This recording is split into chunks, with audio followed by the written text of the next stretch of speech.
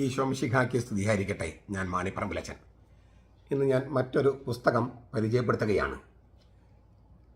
പാപ്പ സ്വന്തം വാക്കുകളിൽ ഫ്രാൻസിസ് മാർപ്പാപ്പ എൻ്റെ വാതിൽ എപ്പോഴും തുറന്നു കിടക്കുന്നു.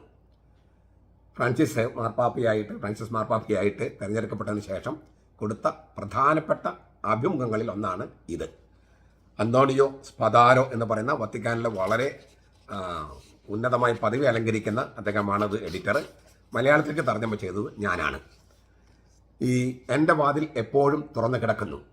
മാർപ്പാപ്പ ആയി തിരഞ്ഞെടുക്കപ്പെട്ട് പെട്ടെന്ന് തന്നെ ടൈംസിൻ്റെ ഒക്കെ കവർ വരികയുണ്ടായി.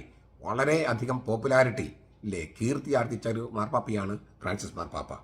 അപ്പം അദ്ദേഹം വിവിധ കാര്യങ്ങളെക്കുറിച്ച് മാറ്റത്തിൻ്റെ യുഗത്തിൽ വിശ്വാസം, പ്രത്യാശ, സഭ എന്നിവയെക്കുറിച്ചൊക്കെ സംസാരിക്കുകയാണ് മാർപ്പാപ്പ. ഇൻ്റർവ്യൂവിൽ ചോദിക്കുകയും പറയുകയാണ്. ഈ പുസ്തകം നിങ്ങൾ നേരിട്ട് വായിക്കുക. ഞാൻ അതിലത്തെ ചില കാര്യങ്ങൾ ഒന്ന് വെറുതെ ഒരു താല്പര്യം ജനിപ്പിക്കാൻ വേണ്ടി ഞാൻ ചില കാര്യങ്ങൾ മാത്രം പറയുകയാണ്. മാർപ്പാപ്പയുടെ ചില വാക്കുകളാണ്. മറിയം ആരായിരുന്നുവെന്ന് അറിയണമെങ്കിൽ ദൈവശാസ്ത്രജ്ഞന്മാരോട് ചോദിക്കുക. മറിയത്തെ സ്നേഹിക്കുന്നത് എങ്ങനെ എന്ന് അറിയണമെങ്കിൽ സാധാരണ ഭക്തജനങ്ങളോട് ചോദിക്കുക, അൽമായരോട് ചോദിക്കുക. മറിയം ആരായിരുന്നു എന്നറിയാൻ ദൈവശാസ്ത്രജ്ഞന്മാരോട് ചോദിക്കുക. മറിയത്തെ എങ്ങനെ സ്നേഹിക്കണമെന്നറിയാൻ സാധാരണ ദൈവശാസ്ത്രമൊന്നും അറിയാത്ത അൽമായരോട് ചോദിക്കുക. എത്രയോ കറക്റ്റാണിത്, ശരിയാണിത്. അതുപോലെ എന്താണ് മാർപ്പാപ്പയുടെ അപ്രമാദിത്വം എന്ന് ചോദിക്കുമ്പോൾ മാർപ്പാപ്പ പറയുന്ന സംഗതിയുണ്ട്. സാധാരണക്കാർക്ക്, അൽമായർക്ക് അവരുടെ വിശ്വാസത്തിൽ ഒരു അപ്രമാദിത്വമുണ്ട്.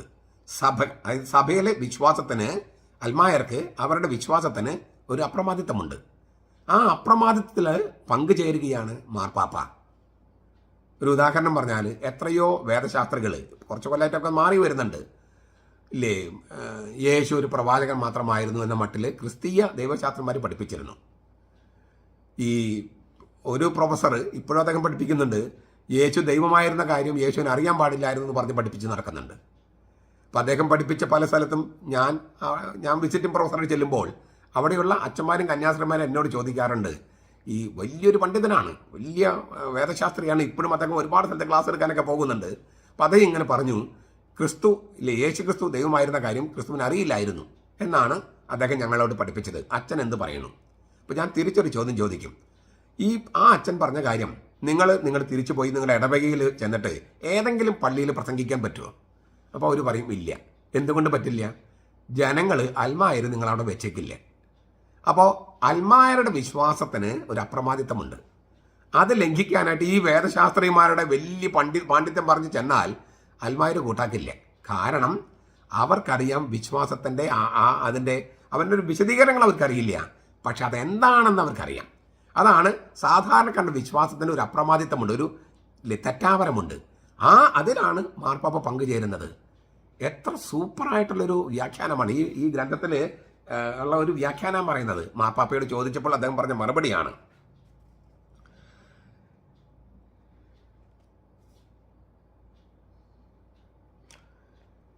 സമീപനത്തിലെ മാറ്റമാണ് ആദ്യത്തെ നവീകരണം. അദ്ദേഹത്തിന്റെ വാക്കുകളാണ്. ജനങ്ങളുടെ ഹൃദയത്തെ ഊഷ്മളമാക്കാൻ കഴിയുന്നവരായിരിക്കണം സഭയിലെ ശുശ്രൂഷകർ, വൈദികരും മെത്രാന്മാരും. അന്ധകാരമയമായ രാത്രികളിൽ അവരുടെ കൂടെ, അൽമാരുടെ കൂടെ നടക്കാൻ വൈദികർക്കും മെത്രാന്മാർക്കും കഴിയണം. അവരുമായി സംഭാഷണത്തിൽ ഏർപ്പെടാൻ അവർക്ക് കഴിയണം. സ്വയം നഷ്ടപ്പെടാതെ ജനങ്ങളുടെ രാത്രികളിലേക്ക്, അവർ അന്ധകാരത്തിലേക്ക് ഇറങ്ങിച്ചെല്ലാൻ അവർക്ക് കഴിയണം. ദൈവജനത്തിന് വേണ്ടത് ഇടയന്മാരെയാണ്, ഉദ്യോഗസ്ഥ വൃന്ദത്തെയല്ല.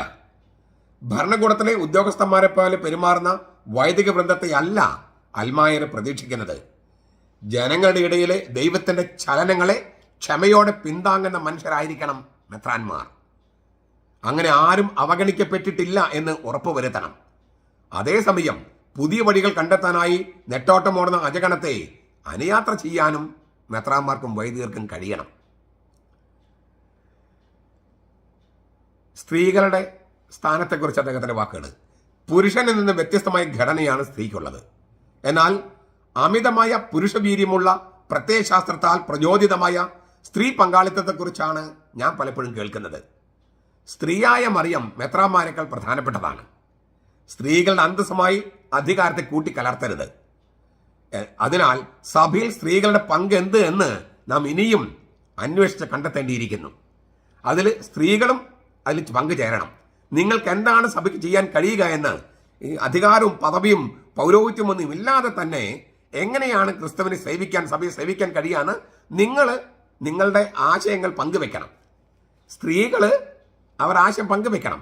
പുരുഷന്മാർക്ക് പുരുഷന്മാരുടെ രീതിയിൽ ചിന്തിക്കാൻ പറ്റൂ. സ്ത്രീകളുടെ ഘടന വേറെയാണ്. അതാണ് മാർപ്പാപ്പ പറയുന്നത്.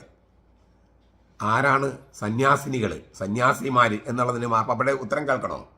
സന്യാസികൾ പാപികളാണ്, പ്രവാചകന്മാരുമാണ്. ശബ്ദമില്ലാത്തവർക്കൊണ്ട് ശബ്ദം ഉണ്ടാക്കുക എന്ന ദൗത്യം പ്രവാചക ദൗത്യത്തിലുണ്ട്.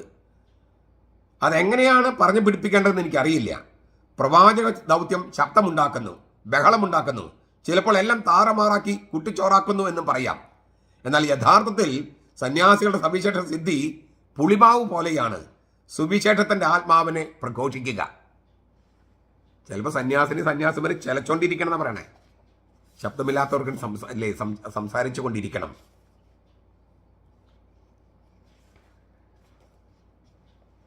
ഈ പല സ്ഥലങ്ങളിലും സന്യാസിമാരും മെത്രാന്മാരും അല്ലെങ്കിൽ വൈദികരും തമ്മിലൊക്കെ സംഘർഷമുണ്ട്. അതേക്കുറിച്ച് അദ്ദേഹം പറയുക. സന്യസ്തരുടെ സിദ്ധികളെക്കുറിച്ചും പ്രവർത്തനങ്ങളെക്കുറിച്ചും മെത്രാന്മാർക്ക് അത്ര പരിചയമില്ലെന്ന് എനിക്കറിയാം. ഇദ്ദേഹം മെത്രാപൊലിത്തയ്ക്ക് ആയിരുന്നല്ലോ.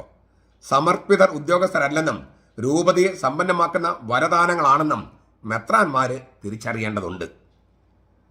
സന്യാസിയും മെത്രാനുമാണ്. ഈശോസഭ ആയിരുന്നല്ലോ ഈ മാർപ്പാപ്പ. അപ്പം അദ്ദേഹത്തിന് അറിയാം എന്താണ് സന്യാസം എന്നൊക്കെ. പ്രൊവിൻഷ്യലൊക്കെ ആയിരുന്ന ആളാണ്. ഇങ്ങനെ ഒരുപാട് കാര്യങ്ങൾ ഈ പുസ്തകത്തിനകത്തുണ്ട്. ഞാനിപ്പോൾ എല്ലാം വായിച്ച് നിങ്ങളെ ഇതാക്കുകയല്ല. അതുകൊണ്ട് ഫ്രാൻസിസ് മാർപ്പാപ്പയെ അടുത്തറിയാൻ ആഗ്രഹിക്കുന്നവർക്ക് അദ്ദേഹത്തിൻ്റെ പ്രത്യേകിച്ച് മാർപ്പാപ്പയായിട്ട് തൊട്ടടുത്ത ദിവസങ്ങളിൽ കൊടുത്ത അഭിമുഖത്തിൻ്റെ ഏറ്റവും പ്രധാനപ്പെട്ട ചില രത്നങ്ങളെടുത്ത് തയ്യാറാക്കിയിരിക്കുന്നതാണ്.